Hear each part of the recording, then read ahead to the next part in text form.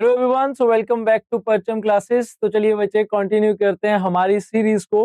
तो इस सीरीज के अंदर हम इंपॉर्टेंट जितने भी ज्योग्राफी के टॉपिक्स हैं जो कि एसएससी के अंदर रिपीटेड पूछे जा रहे हैं क्वेश्चंस, उन्हें कवर कर रहे हैं। तो फर्स्ट क्लास हमारी कंप्लीट हो चुकी है बच्चे, जिसके अंदर हमने टॉपिक्स जैसे कि लॉन्गिट्यूड एंड लैटिट्यूड्स इन्हें कवर किया था। आज हमारे पास टॉपिक है that is our solar system. Solar system पढ़ेंगे और अर्थ के मोशंस के बारे में जानेंगे, that is rotation and revolution.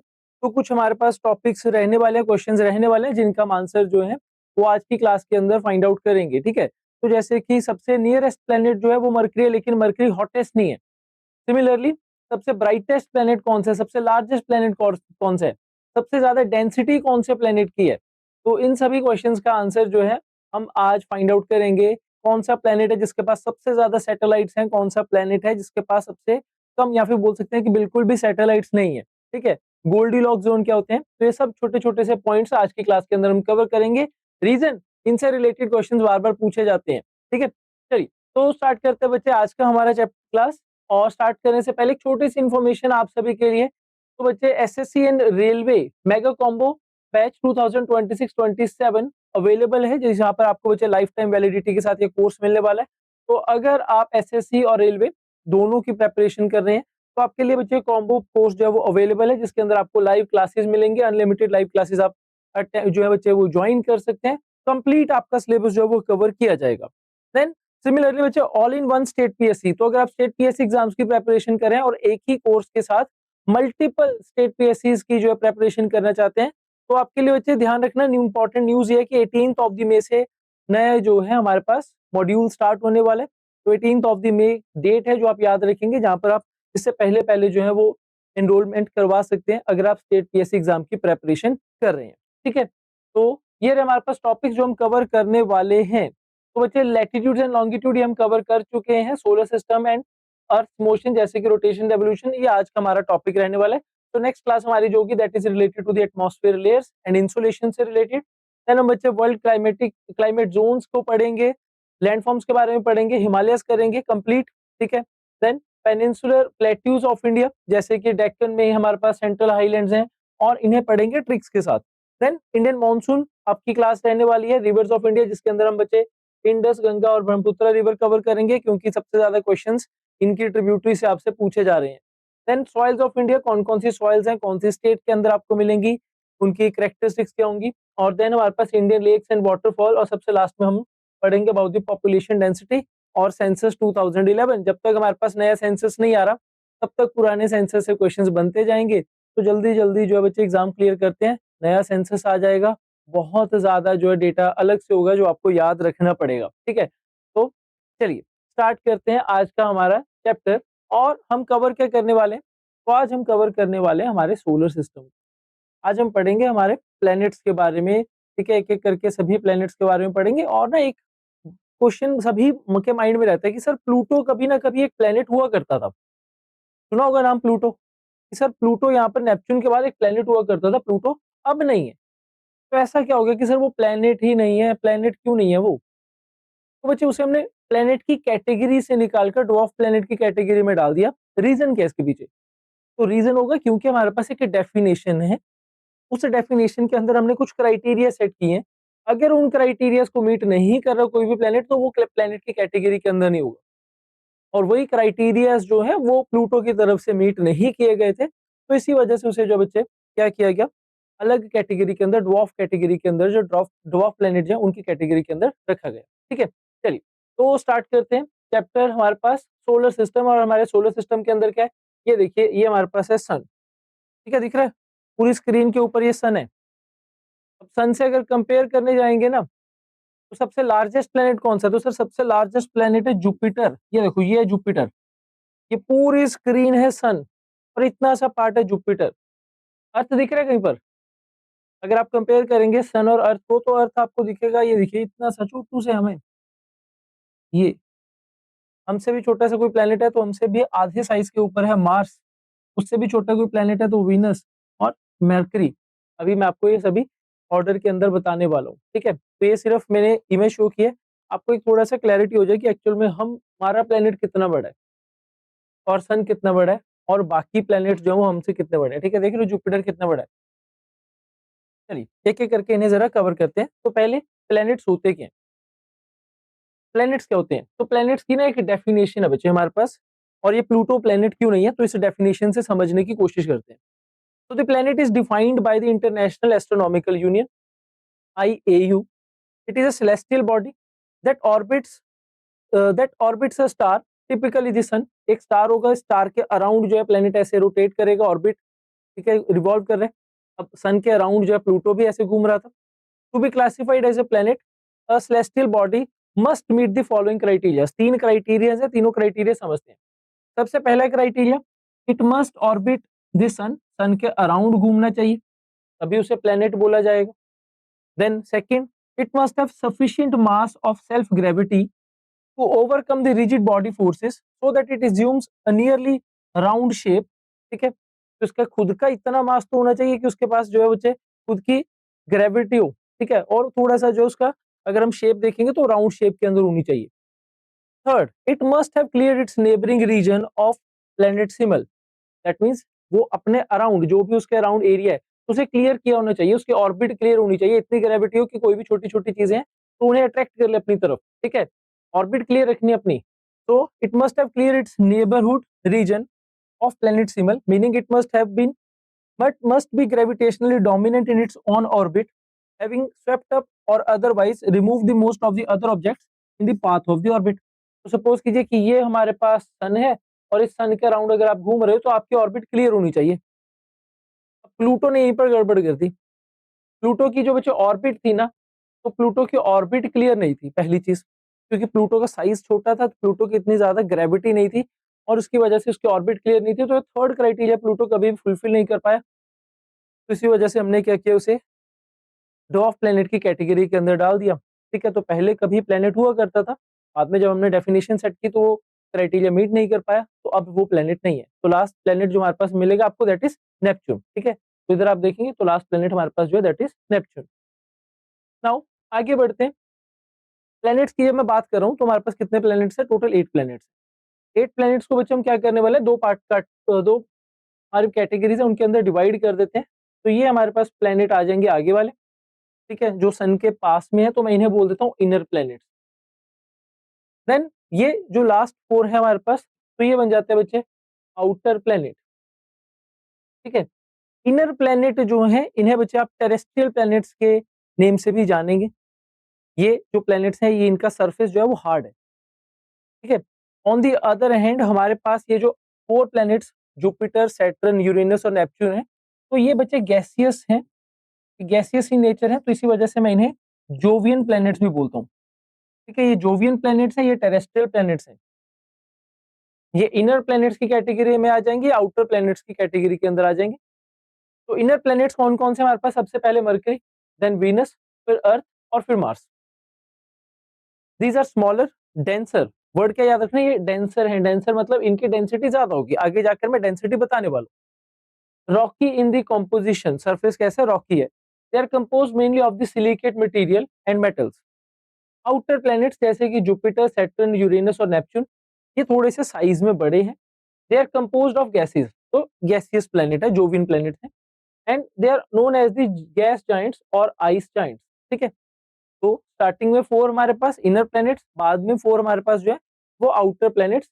अगर आप ध्यान से इस इमेज को ही हम वापस से देखते हैं तो ये हमारे पास बचे इनर प्लैनेट्स यहाँ पर खत्म हो जाते हैं ना मार्स के बाद, ठीक है, और मार्स के बाद ये हमारे पास जो है शुरू हो जाते हैं आउटर प्लैनेट्स। तो यहाँ पर हमारे पास मार्स और जुपिटर के बीच में ना अगर आप देखेंगे तो यहाँ पर एक बेल्ट है। हमारे सोलर सिस्टम के अंदर सन है, प्लैनेट्स हैं, कॉमेट्स मिलेंगे, एस्ट्रॉइड्स मिलेंगे। तो यहाँ पर आपको बेल्ट मिलती है, that is the asteroid belt. और इसी एस्ट्रॉइड बेल्ट में अगर आप यहाँ पे देखेंगे तो एक नेम लिखा हुआ है सेरेस, दिख रहा है नेम, CERES। तो इसी एस्ट्रॉइड बेल्ट में सबसे बड़ा जो एस्ट्रॉइड बचे हमारे सोलर सिस्टम में, दैट इज द सेरेस। वो आपको यहाँ पर मिलेगा मार्स और जुपिटर दोनों के बीच में, यहाँ पर एक बेल्ट है, ठीक है। इस बेल्ट के अंदर, एस्ट्रॉइड बेल्ट के अंदर आपको लार्जेस्ट जो हमारे पास एस्ट्रॉइड है सेरेस, वो मिलने वाला है। चलिए आगे बढ़ते हैं।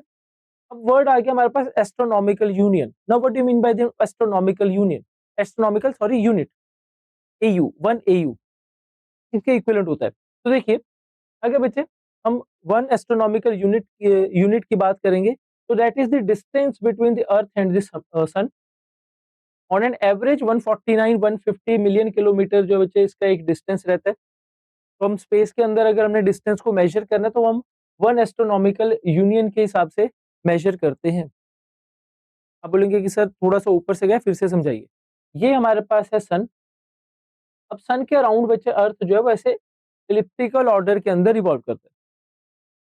तो काफ़ी बार ऐसा होगा कि सन और अर्थ के बीच का जो डिस्टेंस है, वो बहुत ज़्यादा इंक्रीज़ हो गया, मैक्सिमम है। काफ़ी बार ऐसा भी होगा सन और अर्थ के बीच में डिस्टेंस जो है, बहुत ज़्यादा पास में है और ये मिनिमम हो जाएगा। तो मैं कभी भी सन और अर्थ के बीच में डिस्टेंस एग्ज़ैक्ट नहीं बता सकता, वो इंक्रीज़ और डिक्रीज़ हो रहा है। जैसे-जैसे अर्थ रिवॉल्व करता जा रहा है, ये इनके बीच में डिस्टेंस जो इंक्रीज़ और डिक्रीज़ हो रहा है, डिपेंडिंग ऑन द पोज़ीशन। तो इसी वजह से हम क्या करते हैं बच्चे, एवरेज निकाल लेते हैं, ठीक है? एवरेज मतलब कि सभी पॉइंट्स का एक एवरेज निकाल लेते हैं और वो एवरेज आ जाता है कि 149 या फिर 150 भी आप लिख सकते हैं, मिलियन किलोमीटर जो है, वो बच्चे एक एवरेज डिस्टेंस है बिटवीन द अर्थ और सन। और इस एवरेज डिस्टेंस को ही हम बच्चे नेम देते हैं 1 astronomical unit. 1 AU is equal to 149 150 million kilometre. तो स्पेस के अंदर जो भी हमने कैलकुलेशन करनी है हम AU के साथ करेंगे, ठीक है? इजी हो गया? जी। तो वो पॉइंट जहाँ पर बच्चे सन और अर्थ जो है, वो दोनों एक दूसरे से बहुत ज़्यादा पास में है। मैं वर्ड यूज़ कर रहा हूँ पास में है, मतलब डिस्टेंस जो है वो मिनिमम है, डिस्टेंस मिनिमम है। तो डिस्टेंस मिनिमम है, तो P से याद रखेंगे पास और P से वर्ड याद रखेंगे पेरिहिलियन। तो वो हमारे पास जो पॉइंट बनेगा बच्चे दैट इज़ द पेरिहिलियन, ठीक है? कोई आपसे पूछेगा कि पेरिहिलियन का क्या मतलब हुआ? तो बोलना है कि जब अर्थ और सन के बीच में डिस्टेंस जो है, वो एवरेज से कम हो गया, मतलब डिस्टेंस कम हो गया, पास में है दोनों, ठीक है? नियरेस्ट, तो ये जनरली जो है 147 मिलियन किलोमीटर हो जाता है। एवरेज कितने? 149 150, एवरेज से कम हो गया 147, तो ये पॉइंट जो है दैट इज़ पेरिहिलियन। अब ए से याद क्या रखें?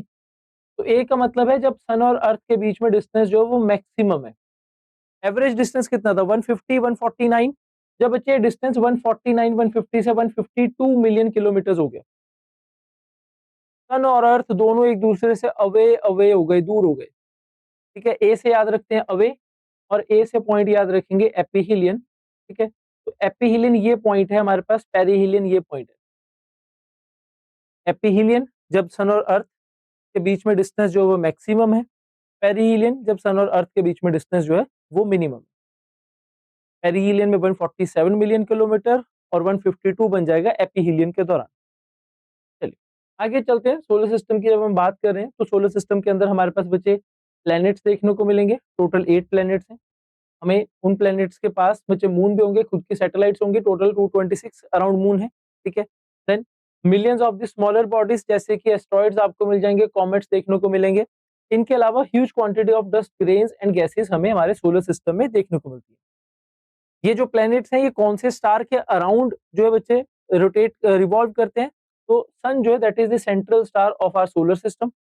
देन सिमिलरली मरकरी जो है सबसे आगे, it is the smallest planet in our solar system. Smallest planet Mercury और लार्जेस्ट प्लेनेट कौन सा है? जुपिटर, ठीक है? तो स्मॉलेस्ट और लार्जेस्ट ये दोनों अभी तक जो है वो आप याद रखेंगे। ये सबसे पहले हमारे पास मरकरी, देन आ जाएगा वीनस, देन अर्थ, मार्स, फिर यहाँ पर बच्चे एक बेल्ट आ जाएगी एस्टेरॉइड्स की बेल्ट। देन स्टार्ट हो जाते हैं हमारे पास gaseous planet, Jupiter, Saturn, Uranus और फिर नेपच्यून। Next Goldilock zone. अब ये गोल्डीलॉक जोन क्या होता है? बहुत ज्यादा खुशकिस्मत है कि हम अर्थ के ऊपर हैं, क्योंकि अर्थ कहाँ पर है? अर्थ जो है बच्चे गोल्डीलॉक जोन के अंदर है। अब जरा ध्यान से देखिए इस इमेज को। अगर आप बच्चे सन के बहुत ज्यादा पास में है तो क्या होगा? तो सर सन के बहुत ज्यादा हम अगर पास में होंगे तो टेम्परेचर राइज हो जाएगा, गर्मी ज्यादा होगी। It is too hot to survive, life exist नहीं कर सकती। इतना ज्यादा अगर सन के पास में हो जाएंगे तभी आप देखेंगे वीनस और मरकरी के ऊपर लाइफ एग्जिस्ट नहीं करती, सन ज्यादा पास में है। लेकिन अगर हम सन से बहुत ज्यादा दूर चले जाएंगे तो सर सन का जो इम्पैक्ट है, जो सन की वार्मनेस है, सनलाइट जो है, ठीक है, वो उसका इम्पैक्ट कम होता जाएगा, तो टेम्परेचर डिक्रीज होगा। तो अगर हम सन से दूर चले जाएंगे तो टेम्परेचर बहुत ज्यादा डिक्रीज, फ्रीजिंग पॉइंट पर पहुंच जाएंगे। सन के पास में चले जाएंगे तो टेम्परेचर इंक्रीज हो जाएगा। तो पीछे की तरफ जा रहे हैं टू कोल्ड, आगे जा रहे हैं टू हॉट, तो सर्दियों में क्या करते हैं? तो ना ही ज़्यादा गर्म पानी से नहाया जाना चाहिए, ना ही ज़्यादा ठंडे पानी से नहाया जाता है। एक नॉर्मल सा मिक्स कर लेते हैं पानी को, कि हाँ, ये थोड़ा-सा अब लग रहा है कि ये बॉडी के हिसाब से करेक्ट लग रहा है, इससे आराम से नहाया जा सकता है, ठीक है? इसमें सर्वाइव कर सकते हैं। ठंड में होता है ना कि सर ज़्यादा ठंडे पानी से नहा लेंगे तो भी बीमार हो जाएँगे, ज़्यादा गर्म से नहा लेंगे तो भी बीमार हो जाएँगे। तो वो एक ऐसा पॉइंट ज that is not too hot, not too cold, तो वो बन जाता है बच्चे हमारे पास एक ज़ोन। उस ज़ोन को हम बोल देते हैं कि ये बन गया गोल्डीलॉक्स ज़ोन। तो ये एक पॉइंट बन गया that is not too hot, not too cold, mixture सा बन गया हमारे पास, ठीक है? और इस गोल्डीलॉक्स ज़ोन के अंदर कौन-सा प्लैनेट एक्सिस्ट करता है? सिर्फ एक प्लैनेट एक्सिस्ट करता है, वो हम हैं। तभी अर्थ के ऊपर आपको लाइफ देखने को मिलती है, ठीक है? तो गोल्डीलॉक्स ज़ोन, इसे हम बच्चे हैबिटेबल ज़ोन के नेम से भी जानते हैं। तो it is the region around the star where the temperature is just right, बिल्कुल करेक्ट है। ना ही ज़्यादा गर्म, ना ही ज़्यादा ठंडा। Neither too hot nor too cold for liquid water to exist on a planet surface. Water तो है हमारे यहाँ पर, ठीक है? अगर हम मरकरी वाली जगह पर होते तो वाटर इवेपोरेट हो जाता। अगर हम बच्चे नेपच्यून पे होते तो वाटर जो है वो फ्रीज हो जाता, ठीक है? वाटर अर्थ के ऊपर कैसे लिक्विड स्टेट के अंदर है, इसी वजह से, क्योंकि हम गोल्डीलॉक्स ज़ोन के अंदर है। नाउ अब जरा बच्चे प्लैनेट्स को यहाँ पर देख लेते हैं डेंसिटी के हिसाब से। यहाँ से ना आपके क्वेश्चंस बनते हैं भर-भर के। तो सबसे ज़्यादा डेंसिटी किसकी है? अर्थ की है। क्लास वर्क लिखिए, कमेंट सेक्शन के अंदर आप बताएँगे। अर्थ की डेंसिटी आप कमेंट सेक्शन में मुझे बताने वाले हैं, ठीक है? अर्थ की डेंसिटी कितनी है वो आप कमेंट सेक्शन में आप मुझे बताएँगे। सबसे ज़्यादा डेंसिटी हमारी है। सेकंड डेंसिटी में अगर आप देखेंगे तो हमारे पास है Mercury, then comes the Venus और फिर आ जाता है मार्स। जो गैसियस प्लैनेट हैं, उनकी डेंसिटी कम है, ठीक है? तो अरेंज करने के लिए जनरली आपको जो बच्चे फर्स्ट 4 ही पूछे जाते हैं बार-बार, ठीक है? क्योंकि जो गैसियस प्लैनेट है उनकी डेंसिटी एग्ज़ैक्ट नंबर्स आपको काफ़ी बार नहीं मिलते हैं, गैसेस में। Then comes the size. तो साइज़ के हिसाब से सबसे बड़ा प्लैनेट कौन-सा है? तो सबसे बड़ा प्लैनेट जो है दैट इज़ जुपिटर। सबसे छोटा प्लैनेट कौन-सा है? तो सबसे छोटा प्लैनेट जो है मरकरी है। Maximum size, minimum size. Second number के ऊपर हमारे पास second largest planet is Saturn, then Uranus और फिर है नेपच्यून। अब आ जाएँगे हमारे पास terrestrial planets, inner planets. Inner planets के अंदर सबसे बड़ा प्लैनेट कौन-सा है? इनर प्लैनेट में सबसे बड़ा प्लैनेट है हमारा अर्थ। सेकंड नंबर के ऊपर जो बच्चे वो वीनस है, देन कम्स द मार्स और फिर आ जाता है मरकरी। तो अगर अर्थ की बात करते हैं डिक्रीजिंग ऑर्डर के अंदर तो अर्थ की रैंक देखो कितनी है? अर्थ की रैंक है 5th रैंक। अर्थ की रैंक है 5th, ठीक है? तो ये भी 5th रैंक आपसे क्वेश्चन पीवाईक्यूज़ के अंदर पूछा जा चुका है, तो इसका भी ज़रा ध्यान रखेंगे। याद रखने का तरीका, जो गैसियस प्लैनेट हैं वो अर्थ से सब बड़े हैं। वो as it is same chronology के अंदर आप याद रखेंगे कि जुपिटर आएगा, सैटर्न, यूरेनस और सबसे बाद में नेपच्यून, ठीक है? ये अगर आप सीक्वेंस में जाएँगे 5, 6, 7 और 8, ये एज़ इट इज़ याद रखें। जो हमारे पास टेरेस्ट्रियल प्लैनेट्स है, इनर प्लैनेट्स, वहाँ पर जो साइज़ है वो चेंज होता है। सबसे छोटा प्लैनेट याद हो जाएगा मरकरी। अब कन्फ्यूज़ कहाँ पर हो गए आप? अर्थ, मार्स और वीनस में। बच्चे जो अर्थ है और जो मार्स है, दोनों के बीच में बहुत बड़ा डिफरेंस है। जितना हमारा साइज़ है ना अर्थ के प्लैनेट का साइज़, उससे आधा साइज़ है, half of the size of the अर्थ है हमारे पास मार्स। तो मार्स कभी अर्थ से बड़ा नहीं है और वीनस जो है, वीनस का size almost similar to earth है। तो इसी वजह से सबसे बड़ा अर्थ और फिर आ जाता है वीनस, फिर आ जाएगा मार्स और बचा क्या? सबसे छोटा प्लैनेट दैट इज़ मरकरी। तो इसे जो है आप याद रखेंगे। मरकरी तो याद हो जाएगा। अर्थ, वीनस और मार्स के अंदर आपकी कन्फ्यूजन हो सकती है। तो मैंने क्लैरिटी दे दी आपको कि वीनस का size almost similar to earth है और मार्स हमसे हाफ द साइज़ में है। ठीक है? चलिए आगे। तो ये देखिए ज़रा, ये जो है बच्चे ये हमारे पास एस्टेरॉयड बेल्ट है। ठीक है? देख रहे हो? कितनी ज़्यादा यहाँ पर एस्टेरॉयड्स आपको मिलते हैं। ये जुपिटर है, ये रहा मार्स और मार्स और जुपिटर के बीच में ये सब एस्टेरॉयड्स हैं। इन एस्टेरॉयड्स के अंदर thousand millions of the asteroids के अंदर एक आपको एस्टेरॉयड मिलता है दैट इज़ सेरेस, CERES, जो कि सबसे बड़ा एस्टेरॉयड है। तो कितना डिफिकल्ट होता होगा देखिए, हमारे पास जितने भी स्पेसक्राफ्ट है उन्हें अगर आपको मार्स के बियॉन्ड भेजना है, बहुत डिफिकल्ट है। क्योंकि इस पूरे लाइन से बच्चों क्रॉस करके आपका स्पेसक्राफ्ट कैसे जाएगा? सोचो, एस्टेरॉयड्स हैं, घूम रहे हैं। तो इसी वजह से मैक्सिमम हमारे मिशंस जो हैं वो इधर तक, मार्स तक ही हम लेकर जाते हैं। ठीक है? आगे बढ़े। तो जो जुपिटर या जुपिटर से बियॉन्ड, नेपच्यून से बियॉन्ड अगर हम बात करते हैं तो हम टेलीस्कोप से इमेजेस कलेक्ट कर रहे होते हैं। ठीक है? ट्रैवल नहीं कर पा रहे क्योंकि इतनी बड़ी हमारे पास एस्टेरॉयड बेल्ट है। तो एस्टेरॉयड बेल्ट तो it is a Taurus shape, very important. आपसे ना ये एग्जाम में पूछा गया, ये जो एस्टेरॉयड बेल्ट है जो मार्स और जुपिटर के बीच में मिलती है, इसकी शेप बताओ कैसी है? तो इसकी शेप है टॉरस शेप, ठीक है। सर्कमस्टेलर डिस्क लोकेटेड रफली between the orbits of Mars and Jupiter, planets याद रखना। Then the zone beyond Neptune, Neptune के बाद वाला जो एरिया बचे, that is known as the Kuiper belt. The celestial objects in this zone are known as trans Neptunian objects, TNO, और Kuiper belt objects. तो Neptune हमारे पास last जो है प्लेनेट है, उसके बाद जो बचे मेरे पास एरिया, दैट इज द हमारे पास क्यूपियर बेल्ट। क्यूपियर बेल्ट के अंदर जो हमारे पास मिलेंगे, that are called as the Kuiper belt objects, ठीक है। Then the zone beyond the Kuiper belt, तो क्यूपियर बेल्ट के बाद वाला जो एरिया है, तो उसे हम बोल देते हैं टर्मिनेशन शॉक। टर्मिनेशन शॉक के बाद हमारे पास आ जाएगा हेलियोपॉज। हेलियोपॉज का मतलब क्या होता है? तो ये वो रीजन है जहाँ पर बच्चे सन का कोई इंपैक्ट नहीं है, जहाँ पर सन का कोई इन्फ्लुएंस नहीं है, तो उस एरिया को हम बोल देते हैं हेलियोपॉज। तो मार्स और जुपिटर के बीच में एस्टेरॉयड बेल्ट है, नेपच्यून के बाद हमारे पास क्यूपियर बेल्ट है, क्यूपियर बेल्ट के बाद टर्मिनेशन शॉक एक रीजन होगा, और उसके बाद हेलियोपॉज जो है वो रीजन आपको देखने को मिलेगा। नेक्स्ट एस्टेरॉइड्स क्या होते हैं? तो asteroids are the minor planets, ठीक है। तो they are planetary remains which could not form a full planet, पूरा प्लैनेट नहीं बन पाए, अभी इन्हें जो बच्चे माइनर प्लैनेट्स की कैटेगरी के अंदर डालते हैं। और एस्टेरॉइड्स के अंदर सबसे बड़ा एस्टेरॉइड जो है बच्चे अभी तक हमने कैलकुलेट किया, जो फाइंड आउट किया, that is the Ceres. Ceres is the largest asteroid which is also considered as the dwarf planet, ठीक है। आगे बढ़ते हैं, नेक्स्ट हमारे पास है कॉमेट्स। प्लैनेट्स है, प्लैनेट्स एक एक करके सब पढ़ाऊंगा आपको मैं। प्लैनेट से पहले जो और हमारे पास चीजें हैं उन्हें समझ लेते हैं। कॉमेट्स, अब ना ध्यान रखना, एस्टेरॉइड और कॉमेट्स के बीच में बच्चे बहुत ज्यादा कंफ्यूज होते हैं। एस्टेरॉइड्स के बच्चे कोई भी स्पेसिफिक पाथ नहीं है, बस है वो, ठीक है, कहीं पर भी जा रहे हैं, किधर भी जा रहे हैं, कोई स्पेसिफिक नहीं है। कॉमेट्स जो है इनकी एक स्पेसिफिक पाथ होता है, और ये उसी पाथ को फॉलो करते हुए आपको मिलते हैं। तो सपोज कीजिए अगर आज मुझे कोई कॉमेट दिखा, तो चांसेस हैं कि मैं अगर कैलकुलेट करूंगा उसके पाथ को, तो मैं ये बता सकता हूँ कि नेक्स्ट टाइम मुझे ये कॉमेट जो है वो कब देखने को मिलेगा, क्योंकि वो अपनी पाथ चेंज नहीं करते, स्पेसिफिक पाथ है उनकी, ठीक है। तो comets are the icy small solar bodies that move around the sun, जो सन के अराउंड ऐसे मूव कर रही है।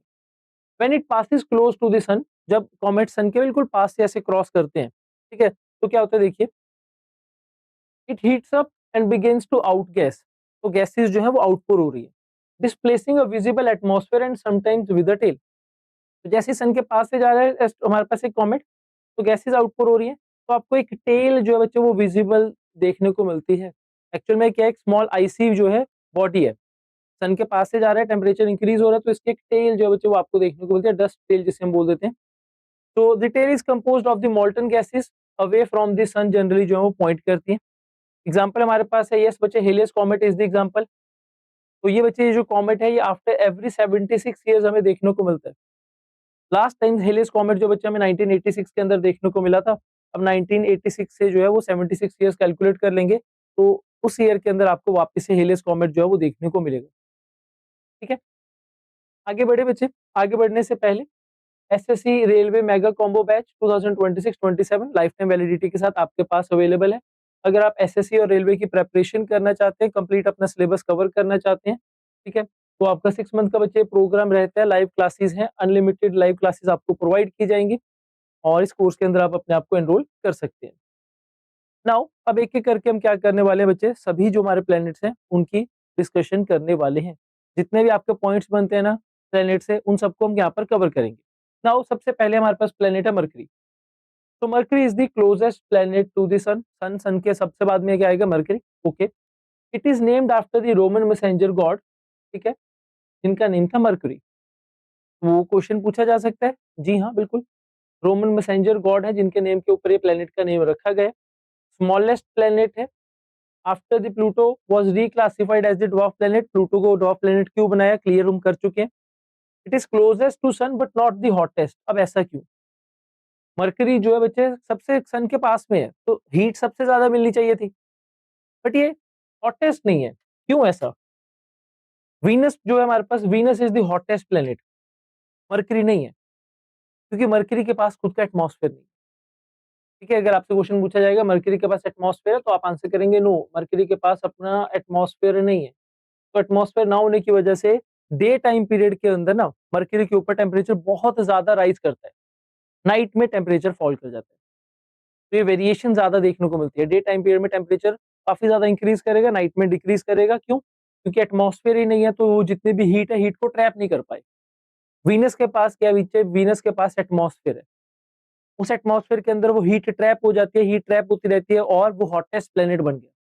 ठीक है, तो it shows phases like moon when seen from the earth. It has a magnetic field, weak है बट है। एक्सपीरियंस सोलर विंड्स डायरेक्टली, और ये सोलर विंड्स ही है जिनकी वजह से बच्चे मरकरी के ऊपर कभी भी एटमॉस्फेयर हमें देखने को नहीं मिलता। ठीक है, देन आगे बढ़ते हैं, वीनस की जरा बात कर लेते हैं।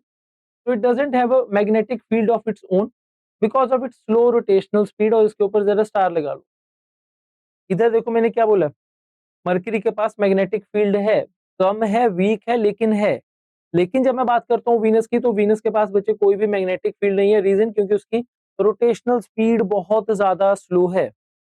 वीनस से ना बार बार क्वेश्चंस बनते हैं। सबसे ज्यादा अगर क्वेश्चंस हम प्लैनेट्स की बात करते हैं तो वीनस से पूछे जाते हैं। वीनस ब्राइटेस्ट प्लैनेट, लिखते चलो बच्चे क्या क्या पॉइंट्स आपको याद रखने।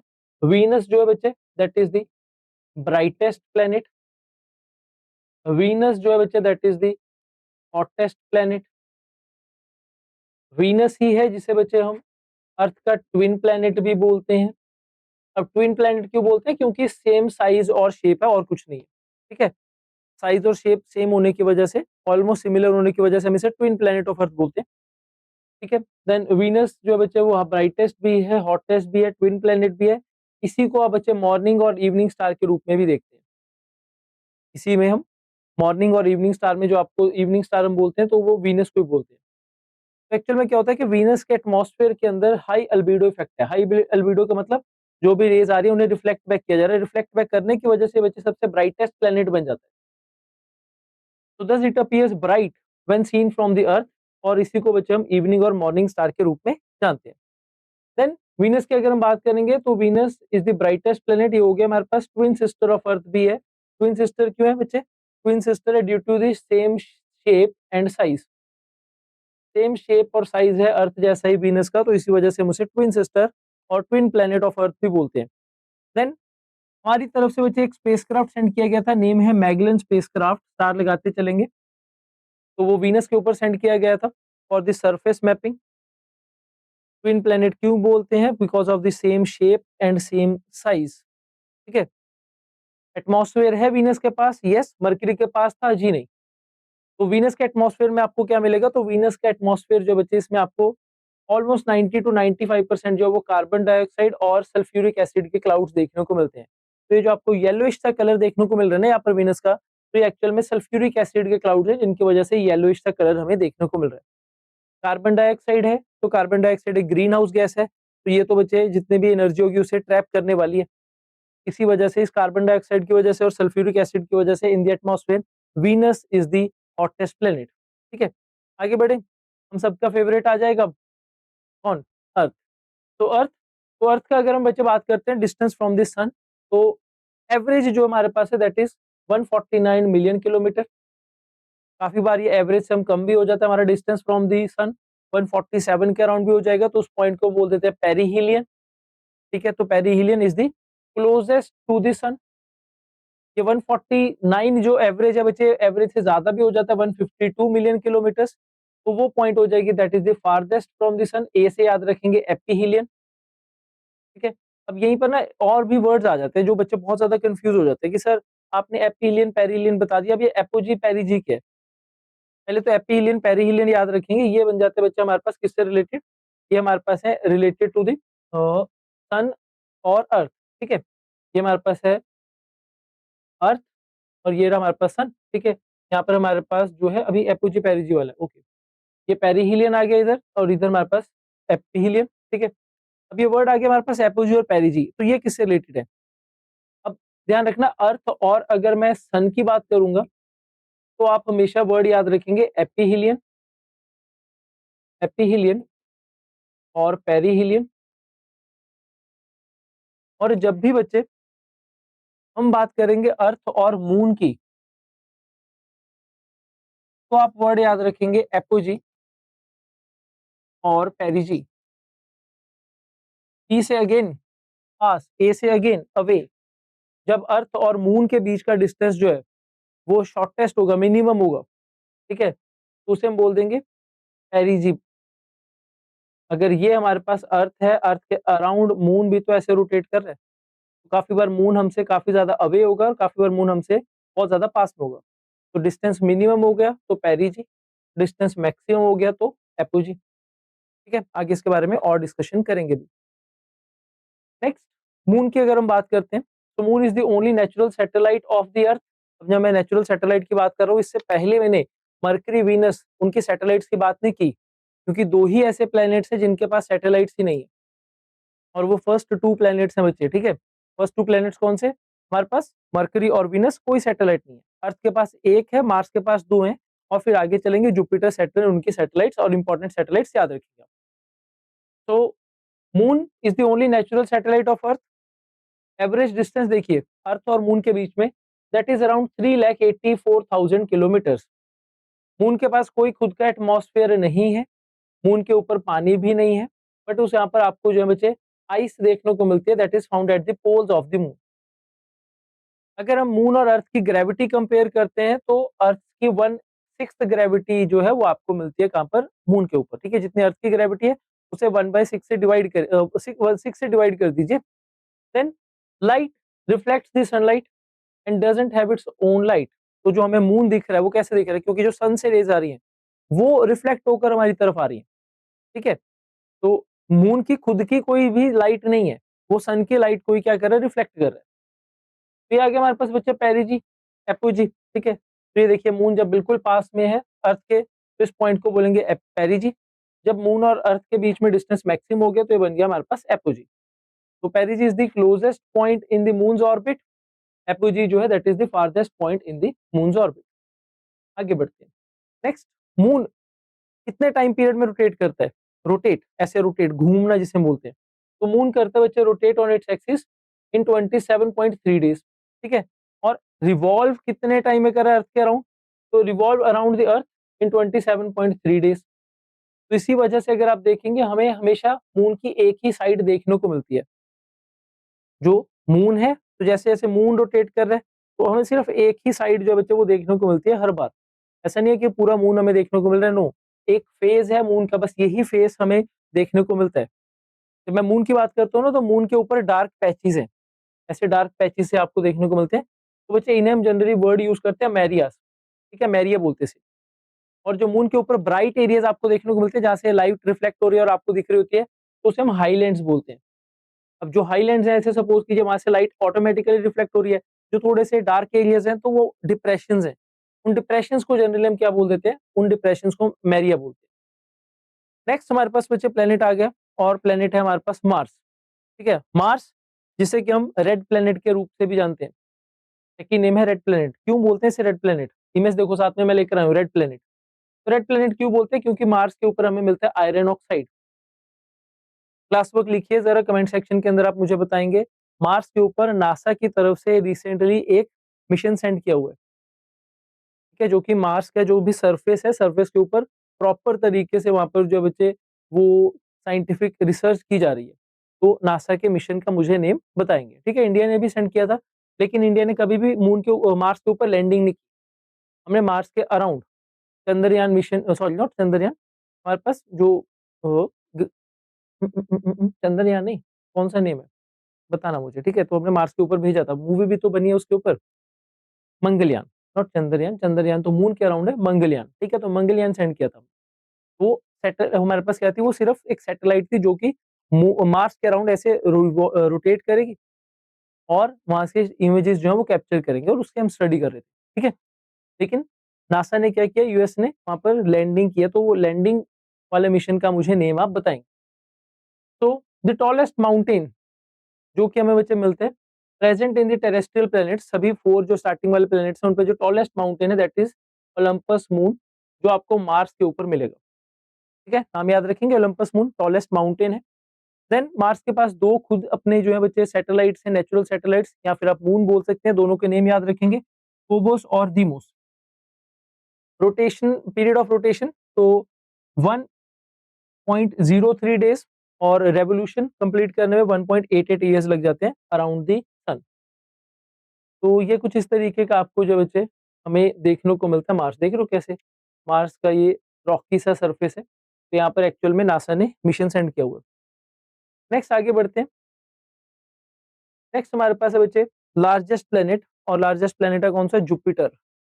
तो जुपिटर जो है गैसियस प्लेनेट में सबसे पहले आएगा, लार्जेस्ट प्लेनेट है। और मेनली अगर आप इसका एटमॉस्फेयर देखेंगे तो इसके एटमॉस्फेयर में हमें सिर्फ हाइड्रोजन और हीलियम जैसी गैसेज ही देखने को मिलती है। तो जुपिटर के पास टोटल 79 के अराउंड जो बच्चे मून है, ठीक है, लेकिन सबसे प्रोमिनेंट जो मून है वो है जैसे कि लू, यूरोपा, गायनामाइट, कैलिस्टो। और गायनामाइट जो बच्चे that is the largest moon in the solar system. पूरे सोलर सिस्टम में सबसे बड़ा अगर कोई मून है दैट इज द गायनामाइट। किनका है, जुपिटर का। तो ऐसे याद रखेंगे जुपिटर खुद भी लार्जेस्ट प्लेनेट है और उसका मून जो है वो भी लार्जेस्ट मून है, ठीक है। दोनों बड़े बड़े वाले जो है वो याद रखेंगे आप, क्योंकि काफी ना कंफ्यूजन रहती है बच्चों को कि सर डायनामाइट सैटर्न का तो नहीं है, नहीं, बस याद रखो जो जुपिटर है वो लार्जेस्ट प्लेनेट है तो उसका मून भी तो होगा वो लार्जेस्ट होगा, तो Ganymede is the largest moon. Then Galilean satellites कौन कौन सी हैं, तो गेलियन सैटेलाइट्स हैं बच्चे जैसे कि ईओ, यूरोपा, गायनामाइट एंड कैलिस्टो। तो ये जनरली जो है ये हमारे पास सैटेलाइट जो है ये गैलीलियो ने 1610 के अंदर जो बच्चे इन्हें डिस्कवर किया था, तो इसी वजह से इन्हें हम गेलियन सैटेलाइट्स बोलते हैं। आईओ, यूरोपा, गायनामाइट और कैलिस्टो चारों के चारों नेम्स जो है वो याद रखेंगे आप। मैं मून की बात कर ही रहा हूँ तो चलो एक बार मून पूरे जो है वो कवर कर लेते हैं। तो बच्चे मरकरी और वीनस के पास कोई भी मून नहीं है। अर्थ के पास एक खुद का मून है जिसे हम चंदा मामा के नेम से जानते हैं। मार्स के पास क्या है बच्चे, मार्स के पास दो नेचुरल सैटेलाइट्स हैं, नेम है फोबोस और दीमोस। जुपिटर जो कि लार्जेस्ट प्लेनेट है उसके पास काफी मून है, ठीक है, लेकिन सबसे इंपॉर्टेंट है उसका Ganymede which is the largest moon in the solar system. Then हमारे पास आ जाता है सैटर्न।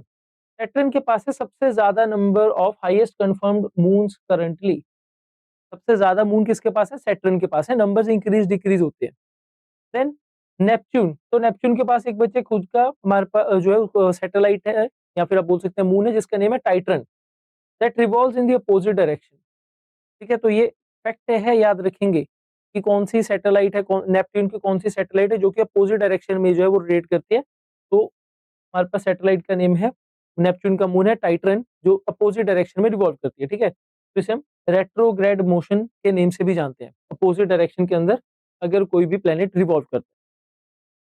तो गायनामाइट जो बचे वो जुपिटर का मून है, Titan very famous of Saturn, Europa again Jupiter, Titan जो है बच्चे नेपच्यून और फोबोस जो है वो मार्स, ठीक है। आगे जाकर और जो इंपॉर्टेंट है वो भी डिस्कस करेंगे।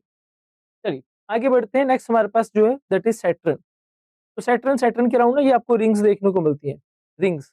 अगर आप ध्यान से देखेंगे तो रिंग्स ऐसा नहीं है कि सिर्फ सैटर्न के अराउंड ही है। तो बच्चे जितने भी हमारे गैसियस प्लेनेट हैं, जुपिटर, सैटर्न, यूरेनस, नेपच्यून, सबके अराउंड रिंग्स हैं।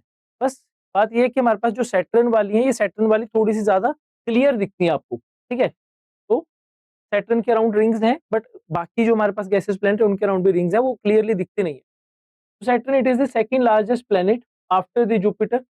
Next due to the presence of the ammonia crystals, very important, star लगाएंगे, ammonia crystals in the upper atmosphere. तो आपको ये कलर देखने को मिलता है ना सैटर्न का, वो येलो कलर है। तो यहाँ से क्वेश्चन बन जाता है कि सैटर्न का येलो कलर क्यों है, तो आप बोलेंगे क्योंकि सैटर्न के एटमॉस्फेयर के अंदर अमोनिया क्रिस्टल्स हैं, इसकी वजह से उसी का कलर जो है आपको थोड़ा सा येलोइश कलर देखने को मिलता है। सैटर्न के अराउंड आप देखेंगे तो 7 रिंग्स आपको देखने को मिलेंगी that are composed of the icy rock and dust. It has the highest number of natural known moons, ठीक है। सबसे इंपॉर्टेंट मून कौन से हैं सैटर्न के, जैसे कि टाइटन है, फोब है, थेथिस है। नेक्स्ट हमारे पास है बच्चे यूरेनस। तो अब ध्यान से देखो इमेज के अंदर, तो यहाँ पर आपको देखने को मिल रहा है, ये देखो ये आ रही है, इसकी भी रिंग आ रही है, ठीक है। तो यूरेनस, तो it is the coldest planet in the solar system, star लगाते चलना, हॉटेस्ट प्लेनेट, कोल्डेस्ट प्लेनेट याद होनी चाहिए। As it consist of mainly hydrogen and frozen methane clouds. तो यूरेनस और वीनस ये दो ऐसे प्लैनेट्स हैं that rotates from west to east. तो इसे याद रखने का तरीका, यू वी याद रख लीजिए या वी और यू याद रख लीजिए, यू वी याद रख लीजिए, ठीक है। यूवी जो है, या फिर ऐसे याद रख लो क्रिकेट के अंदर युवराज सिंह है, वो राइट हैंड बैट्समैन होते हैं कि लेफ्ट हैंड, जनरली इंडिया के अंदर ज्यादातर प्लेयर्स जो है वो राइट हैंड बैट्समैन है, हम बोलते हैं सीधा खेलते हैं। जो लेफ्ट हैंड बैट्समैन होते हैं बोलते हैं उल्टा खेलते हैं, ठीक है। तो यूवी कैसे खेलते थे, लेफ्ट हैंडेड, उल्टा खेलते थे। तो यूवी, यूरेनस और वीनस, ये दो प्लैनेट्स ये उल्टे ही रोटेट करेंगे, ठीक है। ये उल्टे जो है बच्चे रोटेट करते हैं, वेस्ट टू ईस्ट रोटेट करते हैं, sorry east to west rotate करते हैं। बाकी प्लैनेट्स जो है वो वेस्ट टू ईस्ट रोटेट करते हैं, ईस्ट टू वेस्ट रोटेट करेंगे। यूरेनस के बच्चे कुछ इंपॉर्टेंट हमारे पास मून है, जैसे कि Oberon, titanium, Miranda, Ariel and Umbriel, ठीक है। नेम याद रखने, यस बिल्कुल। देन आ जाएगा सबसे लास्ट हमारे पास प्लेनेट, और प्लेनेट का नेम है नेपच्यून। तो नेपच्यून की इमेज भी देखोगे, यहाँ पर भी आपको छोटी सी रिंग्स जो है वो देखने को मिलेंगी, ठीक है। तो it was the first planet that was located through the mathematical calculation. इसके अराउंड भी आपको 5 रिंग्स देखने को मिलती हैं, ठीक है। जो इसकी आउटर रिंग्स हैं वहां पर आपको आईसी मूनलेट्स देखने को मिलेंगे, और इनके पास टोटल 14 मून है, जिनमें से सबसे इंपॉर्टेंट मून जो है नेपच्यून का, that is Titan. Titan important है, ठीक है, रेट्रोग्रेड मोशन की वजह से। और इसके अलावा मेरिड, ये दो इंपॉर्टेंट हमारे पास मून है जो आप याद रखेंगे नेपच्यून के। देखिए, अगर हम बोले कि बच्चे सबसे ज्यादा सैटर्न के पास है कि सर 83 के 83 मून्स के नेम आप याद रख सकते हो, पॉसिबल नहीं है ना। तो जो चीज पॉसिबल नहीं है तो मत कीजिए, ठीक है। जो इंपॉर्टेंट इंपॉर्टेंट मून है बस वो याद रखेंगे, फैक्ट याद रखेंगे सबसे ज्यादा किसके पास है, कौन से प्लैनेट्स हैं जिनके पास मून बिल्कुल भी नहीं है, ठीक है। डायरेक्ट क्वेश्चन आ जाएगा टाइटन जो है वो कौन से प्लैनेट का मून है, तो याद होना चाहिए नेपच्यून। डन? चलिए आगे बढ़ते हैं बच्चे। आगे बढ़ने से पहले छोटी सी इन्फॉर्मेशन आप सभी के लिए, all in one state PSC one liner जो बच्चे ई बुक अवेलेबल है, इंग्लिश के अंदर भी हिंदी के अंदर भी है। इस बुक के अंदर आपको 17,000 से ज्यादा वन लाइनर्स प्रोवाइड किए जाएंगे, that are from the all state PSC exam, ठीक है। तो आपको सब्जेक्ट वाइज और टॉपिक वाइज जो बच्चे ये वन लाइनर्स प्रोवाइड किए जाएंगे, और इसका 2026 एडिशन जो है वो अवेलेबल है। तो कहाँ पर जाना पड़ेगा, परचम की ऐप पर जाना पड़ेगा इन वन लाइनर बुक के लिए। आगे बढ़ते हैं। नेक्स्ट हमारा टॉपिक है दैट इज रोटेशन और रेवोल्यूशन। अर्थ रोटेट करता है और अर्थ सन के अराउंड रिवॉल्व करता है, ठीक है। एक एक करके पढ़े। तो अर्थ की रोटेशन, ये देखो ये अर्थ रोटेट कर रहा है, ऐसे रोटेट कर रहा है, ठीक है। अर्थ रोटेट कैसे करता है बच्चे, तो आप बोलोगे कि सर याद नहीं आ रहा। सन कहाँ पे राइज करता है, सन राइज करता है ईस्ट में, सनसेट होता है वेस्ट में। बट सन तो है ना, सन कहाँ पर जा रहा है, सन कहीं नहीं जा रहा, सन स्टेशनरी है, हम घूम रहे हैं। तो अपोजिट कर दो, हम रोटेट करते हैं west to east, west to east. तो इसी वजह से हमें ऐसे दिखता है कि जैसे सन जो है वो ईस्ट में राइज कर रहा है, वेस्ट में जाकर सेट हो रहा है, बट ऐसा कुछ नहीं है ना, हमारी रोटेशन है। तो अगर आप ध्यान से देखोगे यहाँ पर अर्थ जो बच्चे वो एक एंगल के ऊपर टिल्ट भी है, ठीक है। एक एंगल के ऊपर टिल्ट है, अगर आप ये स्ट्रेट लाइन लेकर आएंगे तो ये एंगल जो आपको मिलेगा दैट इज अराउंड 23.5 डिग्री। तो इस 23.5 डिग्री एंगल के ऊपर हमारा अर्थ जो है टिल्टेड भी है, और इस टिल्ट की वजह से एक्चुअल में ना काफी इंपॉर्टेंट चीजें आपको देखने को मिलेंगी। आइए जरा पढ़ते हैं। तो द मूवमेंट ऑफ अर्थ कहाँ पर, on its own axis is termed as the rotation. जब अपनी एक्सिस के अराउंड ऐसे अर्थ जो है वो घूम रहा है तो इसे हम रोटेशन बोलते हैं। The earth rotates from west to east, star लगाते चलेंगे। यूवी जो है हमारे पास दो प्लैनेट्स वो ईस्ट टू वेस्ट जाते हैं, बाकी प्लैनेट्स रोटेट करते हैं from the west to east. Next, approximately बच्चे अर्थ को 24 आवर्स लगते हैं to complete one rotation. 24 hours मतलब 24 आवर्स का मतलब क्या हुआ, एक दिन। तो रोटेशन की वजह से क्या होता है, डे और नाइट की फॉर्मेशन देखने को मिलती है। जैसे जैसे अर्थ रोटेट कर रहा है तो जो पार्ट सन की तरफ होगा वहां पर डे, जहाँ पर सन नहीं है तो वहां पर नाइट। ऐसे अर्थ ये पूरा एक सर्कल कंप्लीट करता है कितनी देर में, 360 डिग्री 24 आवर्स के अंदर हम कवर करते हैं, ठीक है। तो the speed of rotation decreases from equator towards pole, ये लास्ट क्लास के अंदर मैंने आपको कवर करवाया था लैटिट्यूड वाले टॉपिक में, कि अर्थ की रोटेशनल स्पीड जो है वो इक्वेटर के ऊपर ज्यादा, पोल्स के ऊपर कम है। इक्वेटर बड़ा था, लैटिट्यूड ज्यादा है। अर्थ की शेप कैसी थी, जॉइड शेप थी। जॉइड शेप का मतलब क्या हुआ, इक्वेटर के ऊपर बल्ज, पोल्स के ऊपर फ्लैट, ठीक है। तो इसी वजह से इक्वेटर के ऊपर रोटेशनल स्पीड ज्यादा, पोल्स के ऊपर कम है। Earth rotates on the tilted axis, कितना tilted axis, at an angle of 23.5 degree with the normal. ये स्ट्रेट लाइन को मैं नॉर्मल मान रहा हूँ, तो ये हमारे पास जो बच्चे दैट इज 23.5 डिग्री। अगर मैं यहाँ पर बच्चे ये एक और लाइन ड्रॉ कर लेता हूँ, इसे हम बोलते थे ऑर्बिटल एक्सिस। ऑर्बिटल एक्सिस के साथ कितना डिग्री एंगल है, तो ये 90 डिग्री है अगर टोटल, ठीक है। तो सॉरी ये 90 डिग्री है टोटल, ये 23.5 डिग्री है, तो ये रिमेनिंग कितना हुआ, 90 में से माइनस कर दीजिए। तो आंसर कितना बनेगा सर, 66.5 डिग्री। तो अगर आपसे क्वेश्चन पूछा जाएगा कि नॉर्मल के साथ अर्थ का कितना टिल्ट है, तो एंगल बनेगा 23.5 डिग्री। लेकिन अगर ऑर्बिटल प्लेन के साथ पूछेंगे तो आपका आंसर जो बच्चे 66.5 डिग्री होना चाहिए, ठीक है। Next, during the rotation only the half side of earth faces the sun, जहाँ पर सन की तरफ जो फेस कर रहा है वहां पर सन जो है डे होगा, और जो हाफ साइड जो बच्चे नहीं है तो वहां पर आपको नाइट देखने को मिलेगी। तो मतलब मैं ये बोल सकता हूँ अर्थ की रोटेशन की वजह से डे एंड नाइट की फॉर्मेशन होती है। यस। नेक्स्ट, अर्थ की रोटेशन की वजह से क्या क्या हो रहा है? तो अर्थ की रोटेशन की वजह से बच्चे formation of day and night हो रहे हैं। जी हाँ, अर्थ की रोटेशन की वजह से अर्थ की जो शेप है जियोइड शेप, इक्वेटर के ऊपर बल्ज है और पोल्स के ऊपर थोड़ा सा अर्थ जो है फ्लैट है, तो अर्थ की जियोइड शेप भी अर्थ की रोटेशन की वजह से है। और एक फोर्स जो है बच्चे वो जनरेट होती है, that is the Coriolis force, that is due to the rotation of earth. ठीक है, तो कोरियोलिस फोर्स क्या करती है? अगर कोई भी विंड है या कोई भी चीज है जो नॉर्थ हेमिस्फीयर में, तो उसे राइट डायरेक्शन के अंदर, और अगर आप साउथ हेमिस्फीयर में तो लेफ्ट डायरेक्शन के अंदर रिफ्लेक्ट करने का काम जो बच्चों वो कोरियोलिस फोर्स का है। और ये कोरियोलिस फोर्स कैसे जनरेट होती है? अर्थ की रोटेशन की वजह से। ठीक है, आगे बढ़ते हैं। नेक्स्ट हमारे पास है रेवोल्यूशन। नाउ रेवोल्यूशन मतलब अर्थ रिवॉल्व करता है। अगर सेंटर में हमारे पास यहाँ पर सन है तो अर्थ ऐसे रिवॉल्व करता है अराउंड दी सन। तो एक रेवोल्यूशन कितनी देर में कंप्लीट हो रही है? तो एक रेवोल्यूशन कंप्लीट होती है 365 डेज 6 आवर्स के अंदर। अभी 6 आवर्स का मतलब क्या हुआ? सर हमारे पास तो 1 ईयर 365 डेज का होता है। तो एक्स्ट्रा 6 आवर्स जो बचे हम इसे कैलकुलेट करते चलेंगे, ऐड करते चलेंगे 4 इयर्स तक। तो 6 को 4 से मल्टीप्लाई करेंगे तो 24 आवर्स बन जाता है। 24 आवर्स का मतलब होता है 1 डे। तो हम क्या करेंगे, 4 इयर्स के बाद 1 डे जो है ऐड कर देते हैं।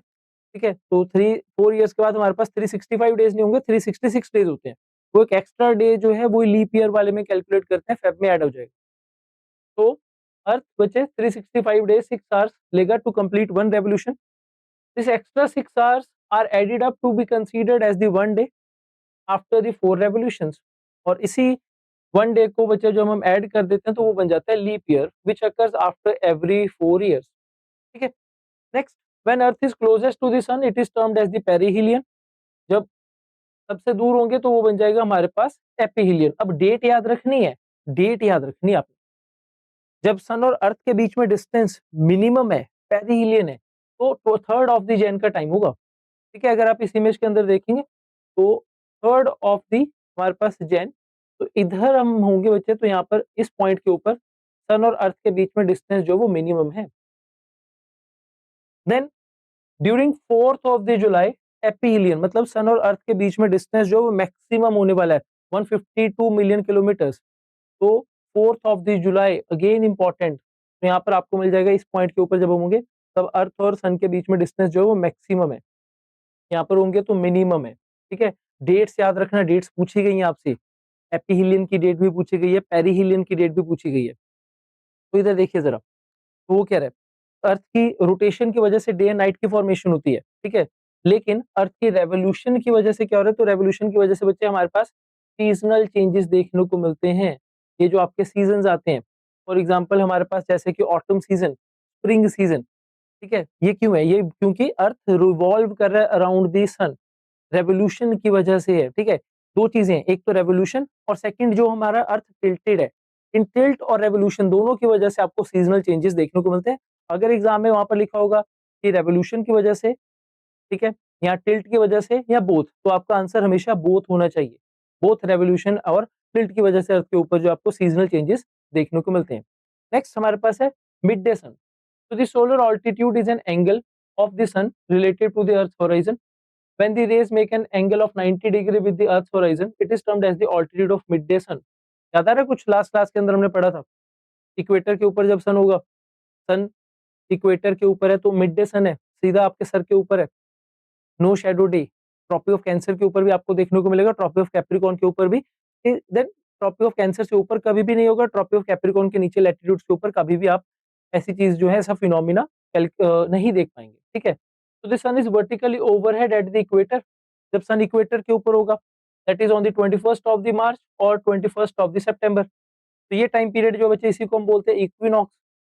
तो इक्विनॉक्स क्या होता है? वो दिन जब सन जो है वो इक्वेटर के ऊपर है, और इक्वेटर के ऊपर अगर आप हैं तो आपको नो शैडो डे आप ऑब्जर्व कर पा रहे हैं।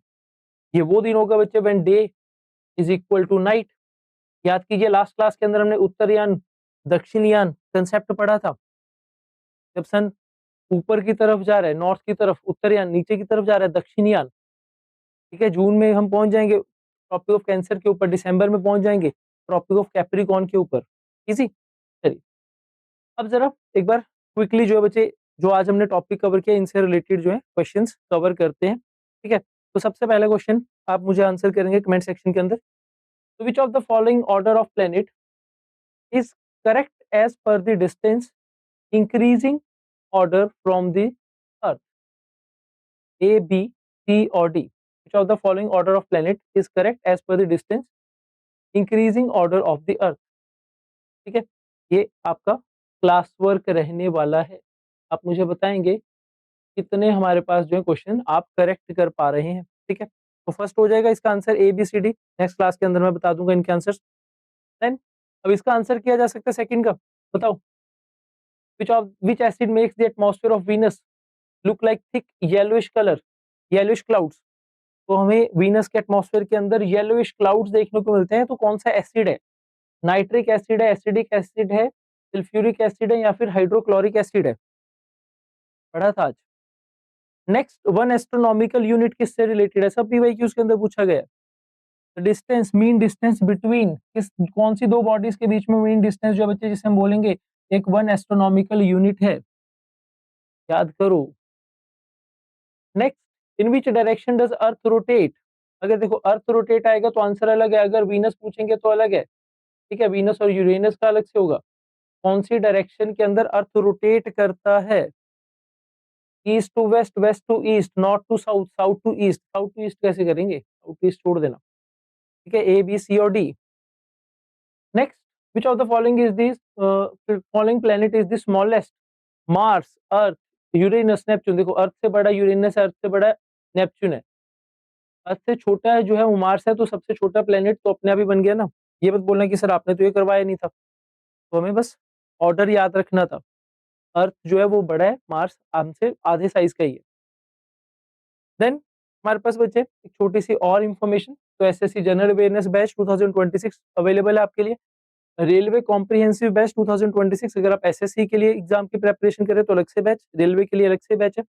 और लास्ट में हमारे पास question of the day, which of the following is not an inner planet? इनमें से कौन सा एक इनर प्लेनेट नहीं है, ठीक है।